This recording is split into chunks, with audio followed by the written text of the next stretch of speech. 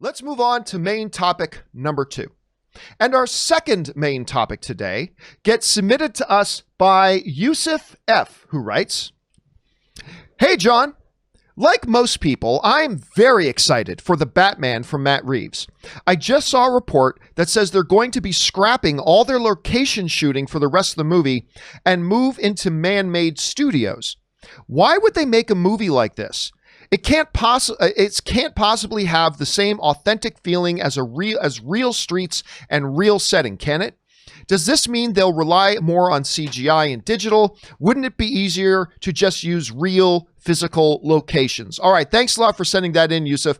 And yeah, man, I mean, you raised a really good point. There is a report going around right now that admits Batman getting ready to ramp back up and start shooting again, that all their planned shots for location shooting out in the streets and stuff like that, they're scrapping it and going back to like the Tim Burton 89 sound stages, which a lot of Gotham that you see in the Tim Burton 89 thing is sound stages, and going back inside. Now, this comes from a tweet. However, it's not some rando out there. This tweet comes from Variety veteran, and he is the host of the Netflix official Netflix podcast, Chris Tapley, who wrote the following. "I'm hearing the Batman picks up back in September. All locations are scrapped, building everything in studio now." Now, I should point out, I know Chris Tapley. Actually, when I was in LA and trying to figure out where to live in LA, he let me crash at his place for a while. So I know Chris Tapley. I haven't talked to Chris in years, but if I can tell you this, if this Chris Tapley is not Gus's gas station movie reviews.fart, okay? If Chris Tapley says something, you can pretty much take it to the bank if Chris Tapley is saying it. So Tapley is saying that the Batman picks up in September, all locations scrapped, building everything in studio now.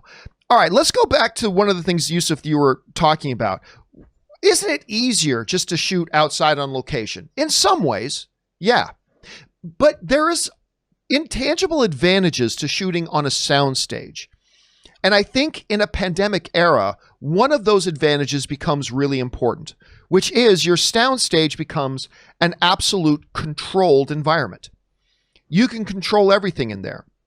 You can control how bright or dark everything is. You can control the air circulation. You can control much, much better who gets into set and who is not coming into set. And again, right now in a pandemic era, that can become paramount.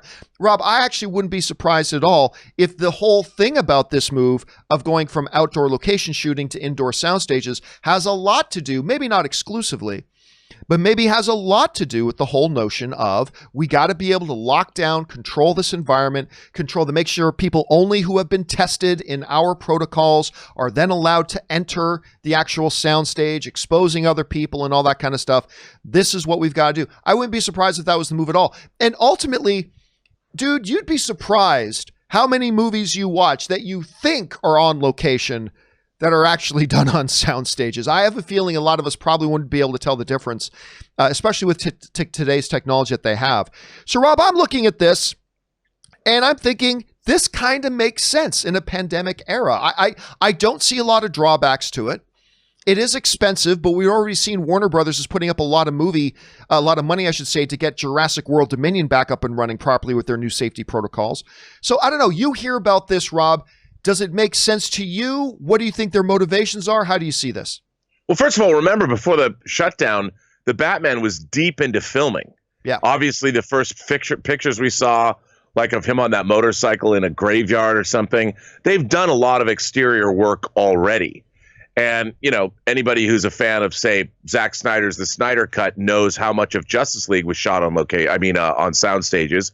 And now, I mean, you think, like you pointed out, John, you know, Warner Brothers, which this is a Warner Brothers movie, has a really big studio backlot still.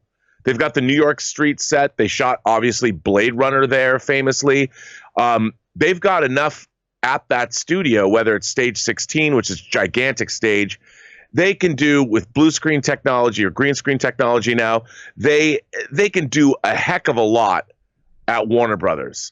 And I think that, you know, like you said, you'd be very surprised just how many movies have been shot on sound stages. I mean, that's and the studio backlots. I mean, that's how movies were made for a very, very long time. So I think they probably, if they made this decision, They've already got enough location stuff that they've done. And, even using, like we just talked about, the stagecraft technology that Lucasfilm was pioneering for The Mandalorian, they can make use of all that.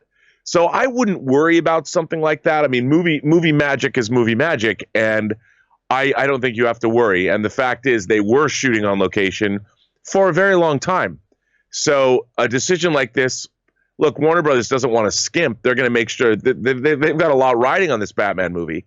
So I think no matter what they do, it's going to wind up being spectacular. And like you said, most of Tim Burton's Batman movies, both of them, were shot at the studio, even in interiors for exteriors.